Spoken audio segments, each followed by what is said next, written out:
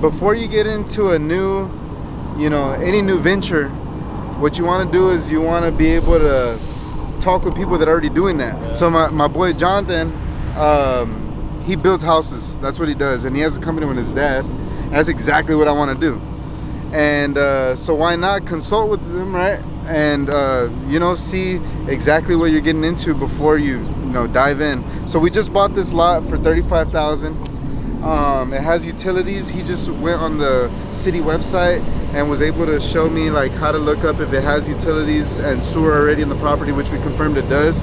And that'll save you $15,000, right? Yeah. What we're thinking about doing is either building a duplex and holding, or we're thinking about just starting a construction company and building and selling. Honestly, bro, I want to take my dad out of his job because they don't treat him right. Yeah, for sure. And I know I treat him like a king, you know what I mean? And work for himself pretty much. And that's kind of like one of my main motivations. How many houses have you built? 6. You built 6 already? Yeah, 6, yeah. But you like that because you were wholesaling, so we met through wholesaling, obviously. You still wholesale too, though?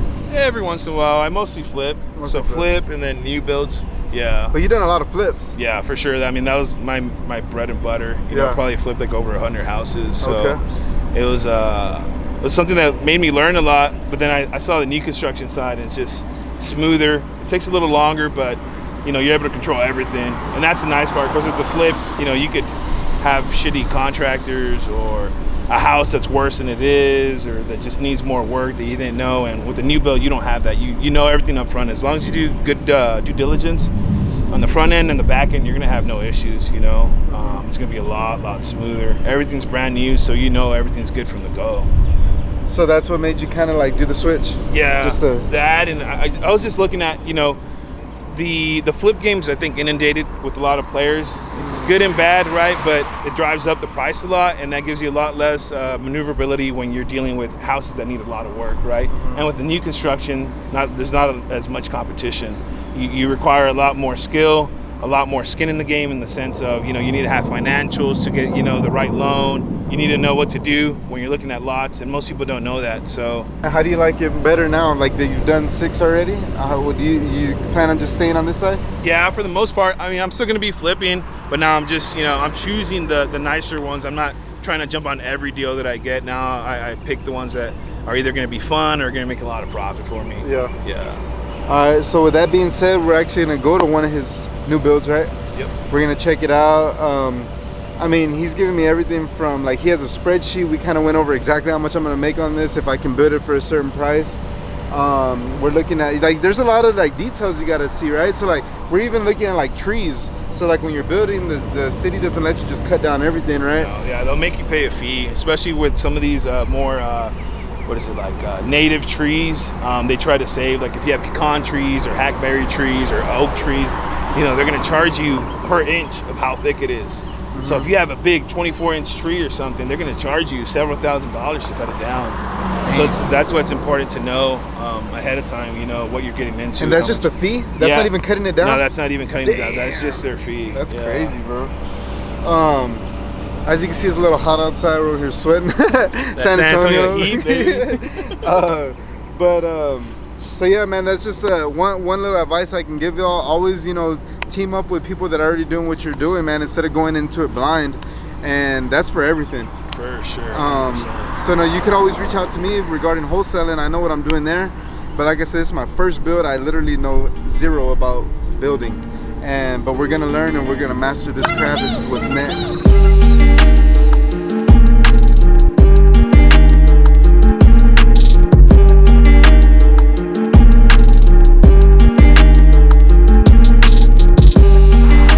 Tell us about this. So how did the lead come in? So these houses we would always see when we would drive Denver Heights, right? There were 2 shitty ass houses, always boarded up and everything. So we're like, hey dude, let's reach out to them. Once we reached out to them, he's like, oh, I want, I think he wanted $125 per property. And these houses were dog shit houses that were, just about ready to be demoed. When we saw that, we're like, man, that doesn't make sense at all. But then I came out here, I looked at them either way, and then when I looked at, the view, it's like, shit, you can see the tower from here, Once I saw that, I was like, oh man, this is something to be developed. It's like, yeah, it might take us longer and we haven't done it before, but if we do it, this is gonna be worth a lot more than $250,000. So me and my business partner, we ran a little pro forma. We ran all the numbers, and we're like, you know what? I think it makes sense. Let's try it. We bought them. We got a civil engineer involved. I think it took us like 6 to 9 months to get everything approved for it to be developed. So we got all the city approvals. We had to get state approval because when you're right next to the highway, you need a text dot to approve it too. We got the approval from them. We got saws. We even got ICRIP, which waives all the impact fees. So this project, if he kept up with that ICRIP program and he paid his fee, he's gonna save like $100,000 just in not having to pay impact fees. So just in that's a lot of money. We still hadn't built yet. This was gonna be our first build, which was gonna be 10 units. And we saw it, we're like, oh, maybe it might be a little too risky. It was right before the market boomed here, which bad call, good call, right? We ended up just selling it. So we bought it for $250. We spent about $100. So we're all in at $350, and we sold it for like $525. We sold it at $525 to a developer, and the developer's just parking his money here, which is smart, again, because this is only going up in value. Those houses over there are already going for $400,000, $500,000. So it's probably what these are each going to sell for. And where do you find a developer to buy something like this? Where do you look? We just threw it on the market. Oh, you listed it? Yeah, we just threw it on the market, and developers came. San Antonio's hot enough now where, especially if you already have all the plans, a real developer is going to be able to look at that and be like, oh, dude, this is a cakewalk. After all this is done, building is the easy part. It really is. The hard part is making sure that it gets rezoned, replatted, that the city's okay with you doing whatever it is you want to do with that land. But after you get all that stuff, almost any developer, as long as it's not overpriced, it's easy for them, because then this is a year-long project instead of a 2 or 3 year project. That's what I want to start seeing, that vision. So if I just came and I saw, man, $250 for this, I'm out, right? But like I said, we're only seeing it as flippers, residential rehabbers, right? But now they use setback, and like I can see the tower. We're downtown. They're bringing a lot of homes over there for like $400 a pop. You're seeing, okay, we knocked this down. We what is it called? Like replatting it, or? Yeah, replat it and rezone it so you could be able to fill in however many units you want to put in. Yeah. We replatted it so that 10 units could fit here, but we could have easily fit like 14 units on here. Really? Yeah. And so it was going to be like a little neighborhood, right? You were going to have a street right in the middle, exactly. And then you were going to have 5 on this side and 5 on that side, with no impact fees. No impact fees, no. Because the city had, and again, that's one of the cool things sometimes getting people who know what they're doing is you'll be able to figure out these things that you wouldn't before. And when we hired a really good civil engineer, he was the one who was able to tell us, hey, there's this program that the city has for developers that if you apply for it, they'll make sure you don't pay for any of your impact fees, which for this is you're saving $100,000 just on that. So that's $100,000 in your pocket that you're making right there. This is a nice play right here. And this is definitely something as a wholesaler, when you're looking at deals, that you need to be able to see that vision. In San Antonio, the market's going up so much that you need to view past the house, right? Sometimes the values in the land, the houses weren't worth $250, but this land is apparently, 2 years ago when we sold it, it was worth $550, and now it's probably worth, $750, maybe $800. So you have to be able to see past the house, past the whatever you normally do, because there's always a way to make money on something. You just have to see if it's not wholesaling, what is it then? Is it flipping? Is it renting? Is it redeveloping it, replatting it? You just got to have that open eye, open mind. That's what this whole episode's about. We're trying to get into the next stage, leveling up, right? So we're going from wholesaling to developing, or just leveling up. It's not always about wholesaling. That's what we're trying to get to right now. That's just like the entry level of real estate investing. It's very good. You should want to start there because you want to learn how to market, you want to learn how to analyze deals, you want to learn how to source deals. So it's a good step. You always want to start there. I advise anybody to start in wholesaling, but you don't want to stay stuck there, and you want to get into the next levels of real estate investing. So that's what we're doing now. So this next one we're going to on what's the street called? It's on Applin. And on Applin, yeah. You built how many houses there? I built 2 on that lot. Yeah, and that's another play that I'll show you that y'all could do that.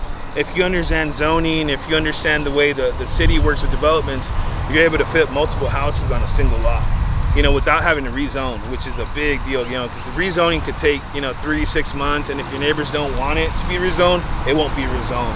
So it's cool understanding zoning in your city, because then you're able to see the extra value that a lot could have that other people won't see on it, that you will know there's more value just because of that.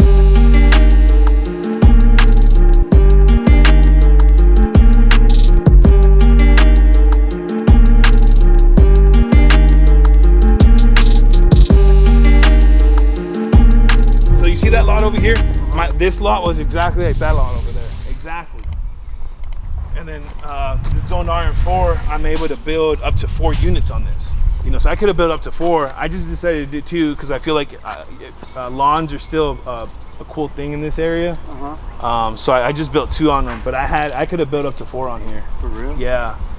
I could have built without having to rezone, replat, anything. Just get a letter of determination from the city. What is that? Like just determining what property? Just the city saying these are the rights that you have with your property. Like, yes, you can build on it. You know, you need them to officially tell you yes. How do you separate it? Like with a survey? Well, we didn't have to separate these, right? Because again, it's zoned that way. But if you had to, you would have to replat. But because it was already zoned RM4, we didn't have to rezone or replat. We just had to get the city to say yes, you have these rights because it's zoned RM4, which takes them about 2-3 weeks, maybe a month, you know, depending on how busy they are.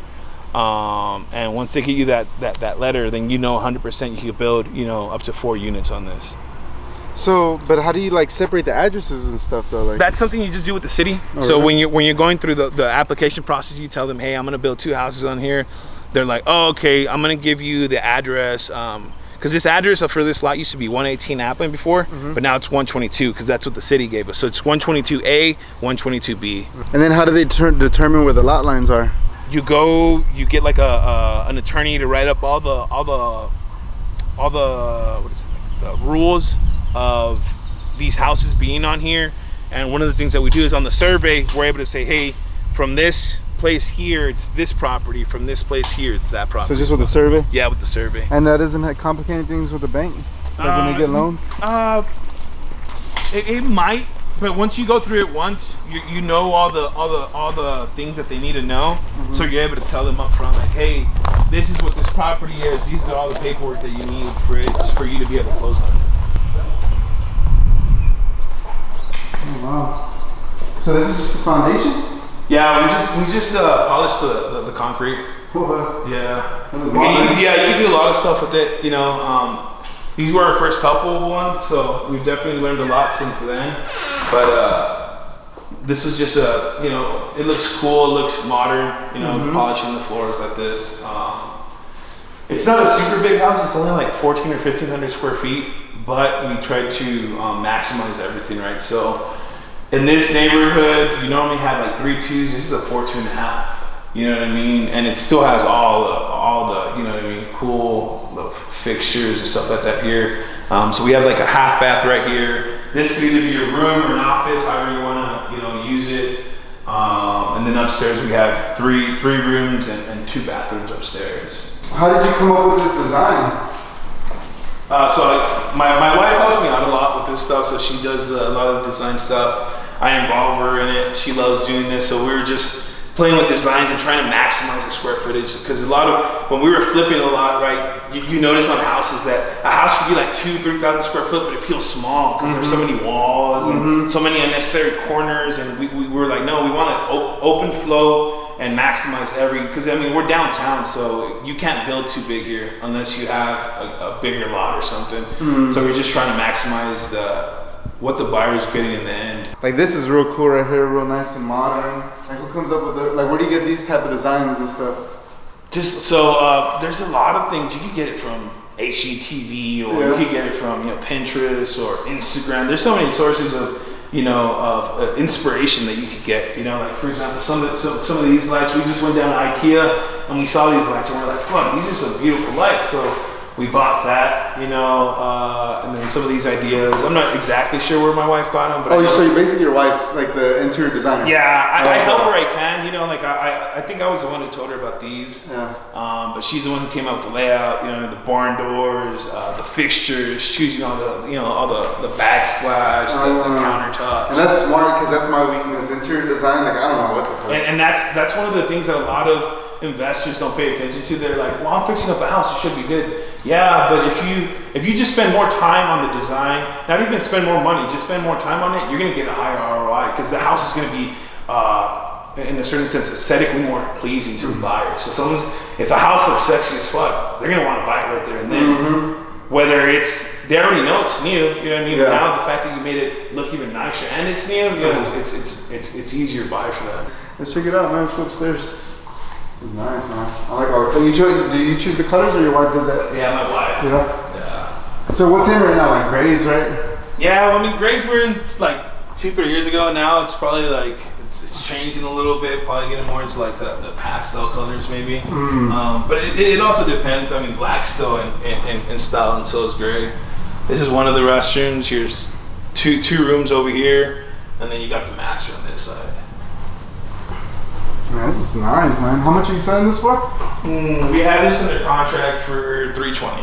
$320? Yeah, $320. And what do you think your all-in cost has been so far? I'd have to check, but per house probably $230 maybe. There you go. That's some nice profit right there. Yeah, and again, one of the cool things that we're able to do is choose like just really cool fixtures that again don't cost too much more. Like that. It's a speaker, it's a vent, it's a light, but it's a Bluetooth speaker. So you could be, taking a shower, listening to music, or. How long did it take to get under contract? Not long. I mean, a couple weeks. A couple weeks? Yeah. Would you say that they move a lot faster than a flip? If the design's there, fuck yeah, 100%. Because again, it's new. It's there's nothing wrong with this house. Yeah. This had to pass city inspections. You had engineers pass this. You had architects. So you had a bunch of professionals. Everyone here who's doing all this work is licensed. So people know, hey, this house is built well. This is a sturdy. Like this is gonna last you your whole loan at least. Yeah, exactly. Okay, guys. So what you saw is we started off at the lot I just built. He helped me out seeing that it had utilities, how to check on the city website, which is huge because that could be up to a $15,000 cost if it doesn't have utilities on the site. And that's just like the city monopoly, right? Like just because they can charge you, right? It has nothing to do with the actual cost of labor. No, that's right. Okay, so that's crazy. So that's one thing that's super important when you're looking to actually buy a lot or offer on a lot. Yep, is making sure there's utilities, because that could be a $20,000 swing right there just on utilities if there aren't any. And then we went to see one of his lots that he developed. It was actually 2 houses falling over for $250,000, which made absolute no sense. Nope. But not many people saw it as a development project. Yep. So what he did is he saw the Tower of America. He saw downtown San Antonio. He saw across the highway house selling $400,000. So he said, you know what? Let's look into this and do a pro forma and see what it might be able to look like if we develop this. Yep. And that turned into, holy shit, this is a deal. And it went a $250,000 purchase of what, a quarter acre? A little more than a quarter acre. I think it's like 0.4 acres. I think is what it was. Like about a half an acre. Yeah, almost half an acre. You hired a civil engineer to replat and turn it into 10 units to be able to build? Yep, 10 units, yep. And you were able to find out that the city has a program to get free taps for the sewer and water if you were to be able to build on that? Yeah, that's correct, yeah. Okay, so that was like $100,000 savings right there? Yep. And then you got this piece of land and you sold it to a developer for $150,000 more? Yes, I sold it for, I think, $525, I think. $525, yeah. So you were in like $350, sort of $525. Yep. That's crazy. That's huge. Like I would have never saw that, but now I'm gonna start looking like that. All right, guys. So now we're right in front of his new build house, where he bought 1 lot and he was able to build 2 houses without getting rezoned or without replatting. And the reason was because it was zoned RM4. So in San Antonio, if you find a lot zoned RM4, that means that you could build up to 4 houses on the lot without having to go to the city to replat or hire a civil engineer. So that's a savings of up to like 20, 30, 40 grand, depending on how many houses you're gonna build. Exactly. So that's a huge nugget when you're looking to buy lots. Also checking if it has sewer and water already on site. And all in all, man, we learned a lot, and he helped me just be able to see how much profit I'm projected to make on mine depending on the size I build. And I learned a lot, man, so I want to thank you for coming out and helping and giving value. Yeah, for sure. And with that being said, you got anything you want to leave it with? Not really, man. Just kick ass. Always have your eyes open for more than what you normally do. One of the cool things about wholesaling is you're able to see so many more deals that even if you don't buy, you're able to learn from. And that's one of the things that I started doing when I first started, 6-7 years ago, is seeing all the properties that people call me on or that they're trying to sell, and seeing if there's more that you could add value to, right? Because the more you add value to that property, the more you'll be able to make money. So for example, on this lot, most people would have said, oh, I'm just building one house, and so $60,000 wouldn't have made sense for that one house. But with 2 houses, or again, we could have built up to 4 houses on here, $60,000 is a steal, because you're basically buying each lot for $30,000 in a sense, and without having to pay any impact fees or longer holding times as well. So just always just keeping an eye open and being learning to see that there's more in the real estate game than just flipping. Okay, and that's because when you get into new building, there's a lot less competition. Buying lots, a lot less competition. So definitely I want y'all guys to open your eyes and see more to it than just flipping houses, and see what's other options that you can do when you're marketing and when you're looking at lots, etc. So that being said, man, thank you for showing everybody, all the viewers, all that we can do with lots and helping us with zoning, stuff like that, to save money and what to look for. And that being said, guys, just stay clutch.